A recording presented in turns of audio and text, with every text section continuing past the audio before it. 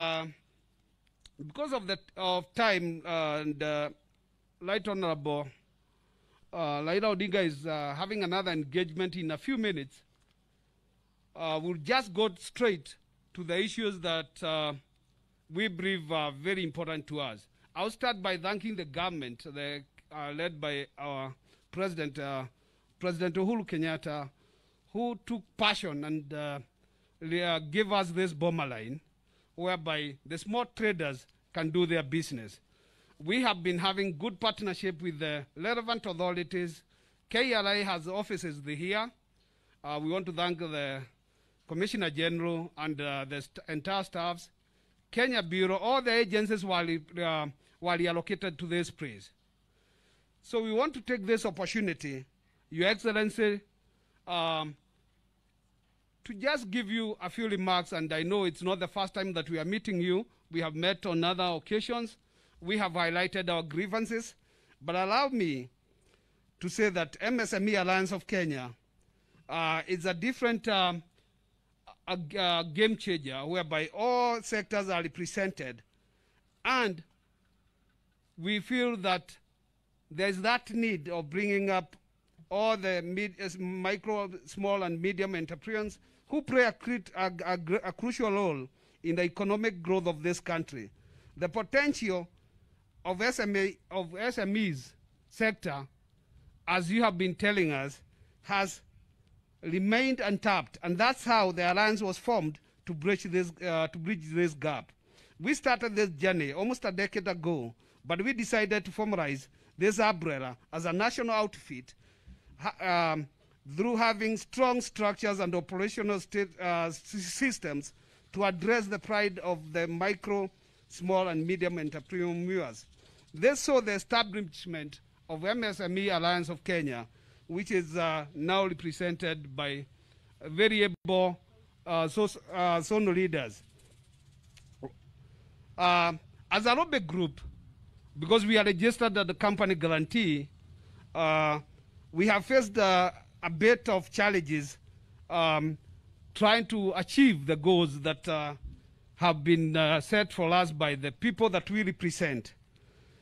We have made engagements with the different strategic partners, which include different government agencies that have been mandated to facilitate the operations of MSMEs in this country.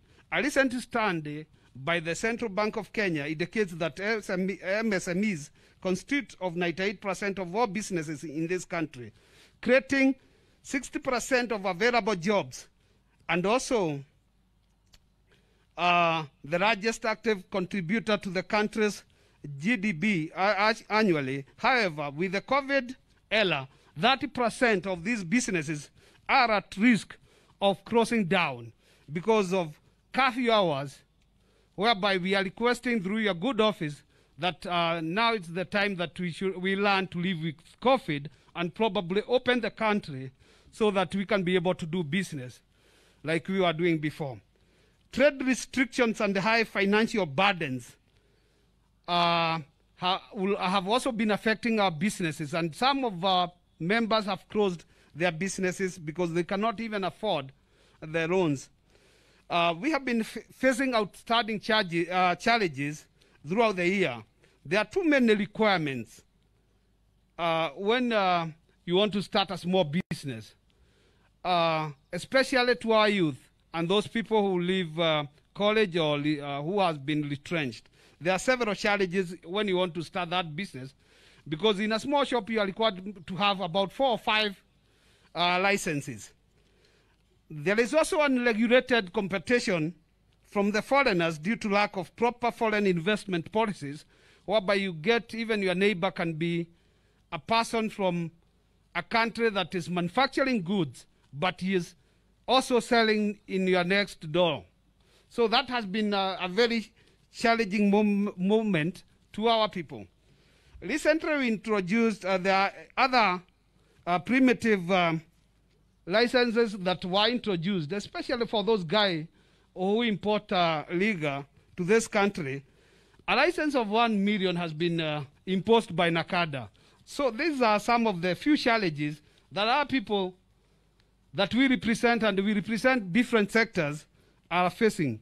We would request through your good office that that kind of a primitive license be dropped so that we give our people a chance to do business.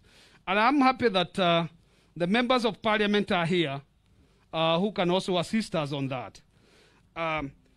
We need also a federal customized taxation regime whereby our people will be educated and understand how taxes can be paid.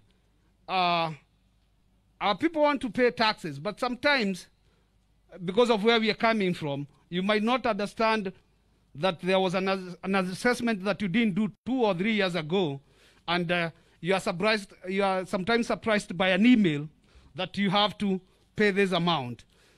So sometimes we need, through the good offices that we have been interacting to, our traders need to be taken through the training to see that this does not happen. Because when a small trader account is closed, it gives you a stop of whatever else you want to do. Limited access to finances also has been an issue whereby you are asked for securities, and sometimes as a beginner you don't have any. There are also other issues whereby the taxes, as Madam Tracy has said, we would like to negotiate with the relevant authority. And I want to talk about the achievement because they are there.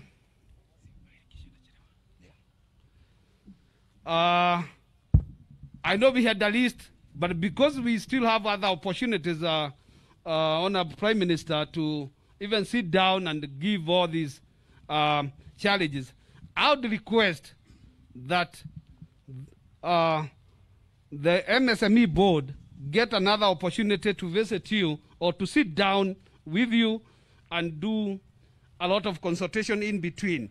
But I want to recognize the last people that have attended this area. We are not only in CBD. We have people from Kariakoo, Gikomba, Kariobangi, Uhuru Market, Gong Road, and other sectors that are represented. We can't forget about the consolidators who releases goods from this point to our traders. And I'm sure they are also here, they are represented. Evergreen, Trade Base, Top Marine, they are represented. Allow me to stop there. Allow me to stop there and invite CAS, Bwana Lawrence Karanja, who will invite the other guests. Thank you very much, Chairman Ben Mutahi. Our chief guest, Right Honorable Raila Odinga, Prime Minister. Distinguished guest, our SME, our traders.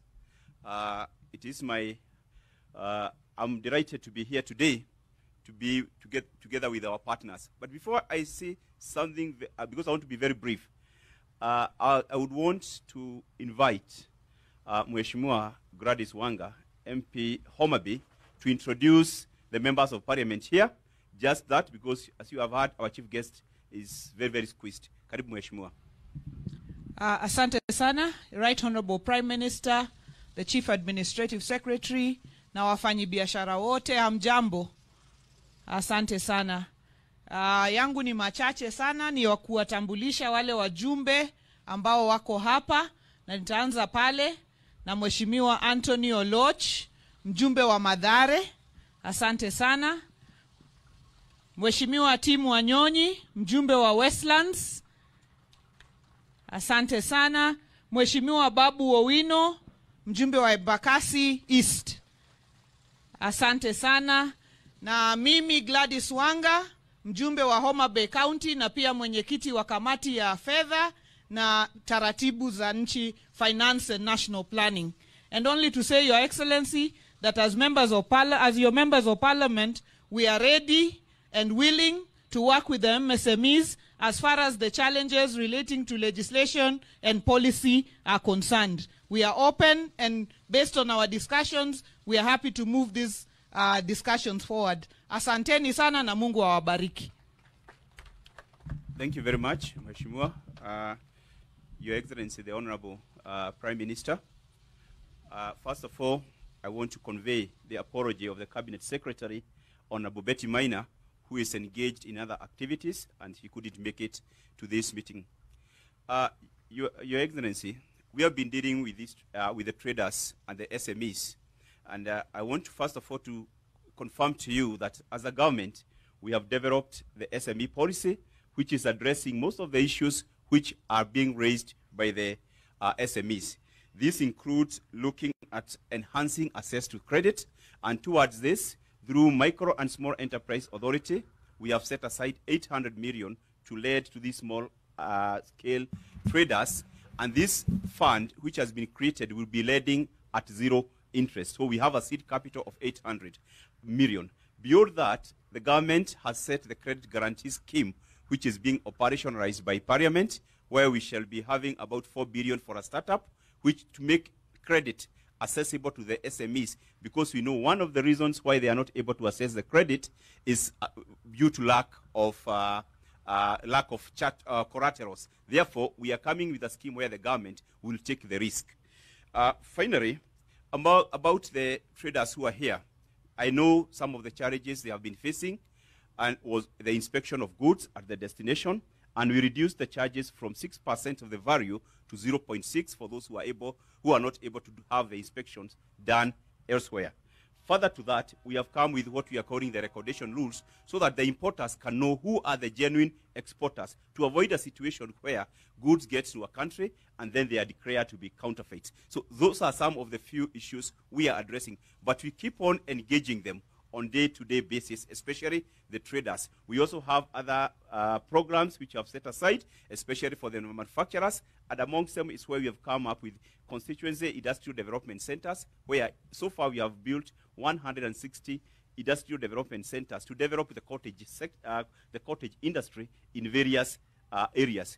And I know that the government of His Excellency Uhuru Kenyatta is committed to addressing the needs and the demands of SME, and we keep on engaging.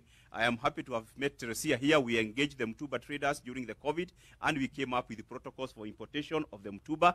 We have addressed the issues which have been raised by the importers on destination inspection, and any issue which they raise, we address and respond to them as prompt as possible. Parliament has been a very good partner in assisting us come with the regulations to facilitate trade. And I believe, because it is your day, Your Excellency, I would want to take this opportunity to request you to come and address the traders here. Karibu, tafadhali tunawaomba tusimame tupigie mgeni wetu wa heshima makofi ili akuje awaongereshe. Karibu baba, ongea na watu wako.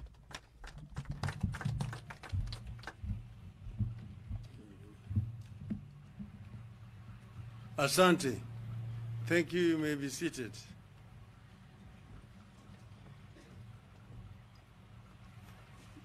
The members of the SMEs in our country, hamjambo. Hamjambo tena. I want to begin by apologizing that you've taken much longer than we anticipated to come here. And I have another engagement which is starting shortly. That's the reason why we may not have sufficient time. But I want you to look at this as work in progress, that I'm available and that I will have another opportunity to talk longer with you people. I want to say that the contribution of SMEs to the growth and development of Kenyan economy is well known and not disputed. You are part and parcel of the evolution of our society, where we are empowering our people to be able to meaningfully participate in our economy. Small and medium-sized enterprises represent 98% of all businesses in our country today. More than 80% of Kenya's working population rely on SMEs for income. SMEs contributed an estimated 34% of the country's gross domestic product in the year 2016. SMEs generate 80% of new jobs annually. Small enterprises hire large numbers of women and youth and are active in rural and vulnerable populations. As a result, they encourage economic inclusion, empowerment, while reducing employment. I am mentioning those figures basically to show the importance that I myself attach to this sector. The challenge we must address is how to enhance the emergence, growth, and spread of SMEs in Kenya. Now, approaches to enhance SMEs growth. Our country, since independence, has passed through different stages to reach where we are here. You will know that before independence, we were running a fairly segregated society where our people, the indigenous population here, were at the bottom of the ladder and therefore were not really a serious participant in economic development of our country. When the independence came, the government started first with the policy of Africanization. And then that was found to be a little bit racist. It was changed to Kenyanization. That was basically an affirmative action process to allow our people to be able to participate in the economic growth of our country. That phase allowed our people, through institutions that were created like ICDC or KNTC, to begin to engage in small-scale businesses in our country. Now we have reached a stage where we are today. The issues we must confront are: how do we ensure entrepreneurs of startups manage sustainable growth of their companies? What kind of support do they require from the government and the public? How do we ensure not only quantity, but also quality SMEs? We need to help SMEs understand their ecological habitat and deploy it accordingly.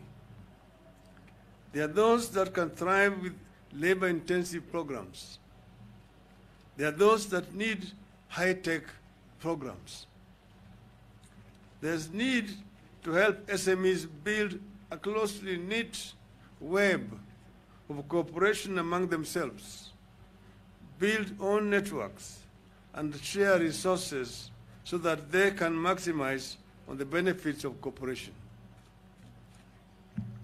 In Korea, they invested in regional clusters of SMEs with the government support. The clusters then share information and knowledge. This helped them to gain collective bargaining power with the big businesses. They also came up with a policy for co-branding.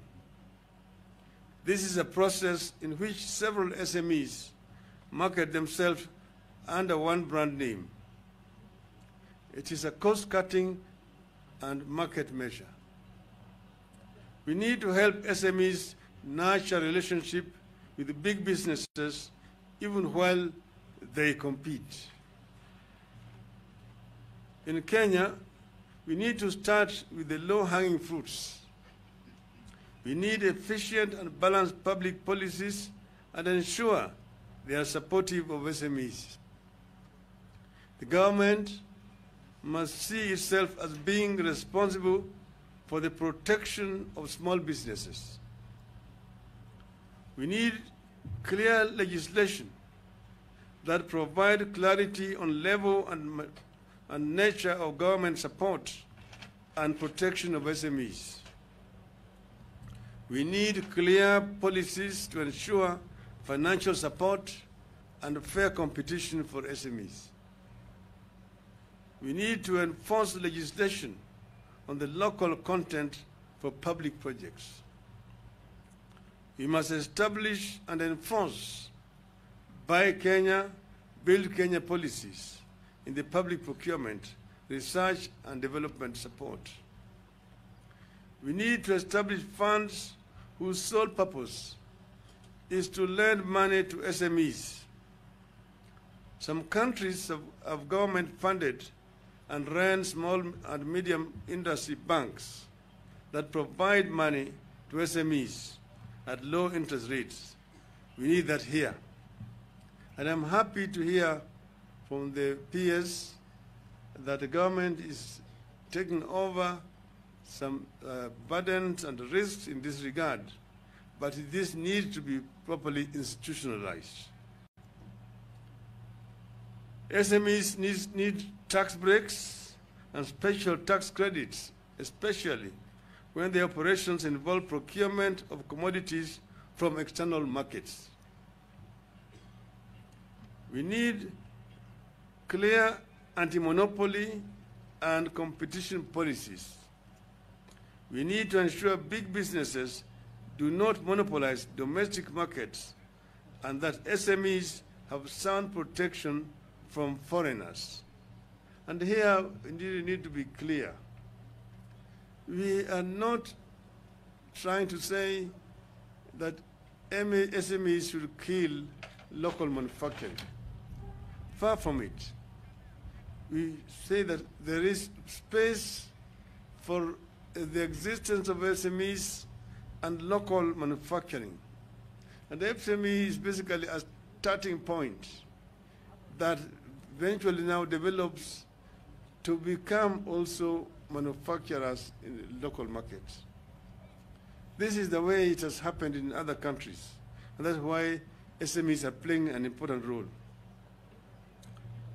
We must help SMEs that want to go regional to do so. And here, as you know, we have the East African Community Market. This is our biggest market, and I know that our SMEs themselves are very active in exploiting this market. We need to remove barriers which still exist in moving goods along our borders to our neighboring countries. This will create a much bigger market for our SMEs.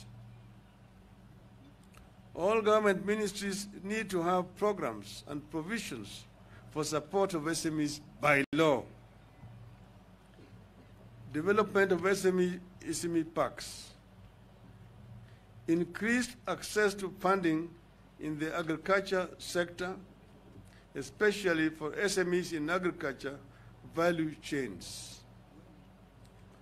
Public-private partnership in enhancing access to infrastructure through the investment in energy, water, and information and communications technology. Reduce electricity costs by introducing the policy of differential pricing, lower electricity prices during off-peak periods. We need to support and promote SMEs that want to engage in exporting to other countries and regions by providing such businesses with export subsidies. Government must encourage dialogue with SMEs with a focus on taxation, licensing, and etc. Taxation and unfair competition are killing our SMEs. And I've said, and they've mentioned it, it is an area where there can be proper dialogue so that taxation does not become a big burden that kills the SMEs. It is not proper policy to come up with very heavy taxes, because if the taxes are too heavy, there's always a tendency to evade paying taxes. But if the taxes are reasonable and the net is wider, then the government is able to collect more taxes and everybody is happy. This is where we want to go.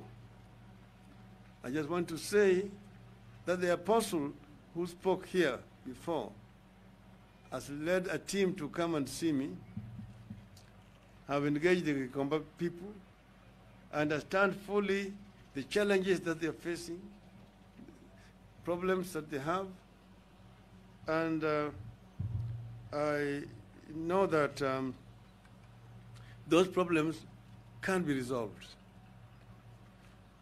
Some of the issues that have been raised here, I'm also going to use my position to try to raise it with the other authorities in the government. I know, for example, also, that sometimes there's also unfair competition where people from countries from where the SMEs are importing, those who have got direct access to manufacture there, also are allowed to come back here and follow up and also come and hawk those businesses here in competition with our local traders. This is not right. This is not right. And that is also sometimes discrimination in the issuance of visas. That because of COVID but COVID is also now being used as an excuse to deny our people access to the countries of origin, where they can go to purchase goods which they then bring here to sell. But people from those markets find their way to come here and compete unfairly with our own businesses. This is not right. This is something that needs to be addressed. Finally, because I know that the chairman of Kenya Bureau of Standards was here, we are also here with Mr. Richard Ngatia, President of Kenya National Chamber of Commerce and Industry is also here. But the KEBS, I've said, has a very important role to play. In my early incarnation, I was an officer of Kenya Bureau of Standards. I know what standardization is about and what it is not about. Standardization is not supposed to be used to punish businesses. Standardization is supposed to deal with quality and enhance quality, and then also protect people against harmful goods. But there's goods which may be of low quality and are not harmful to anybody. And if somebody wants to buy something which is of low quality, that's what he can afford, why do you deny him or her that opportunity to do so? By imposing some fictitious standards. I will also going to have opportunity to talk to the Kenya Bureau of Standards so that they restrict to themselves to what standardization is about. Fitness for use. That is what standardization is all about. I thank you very much.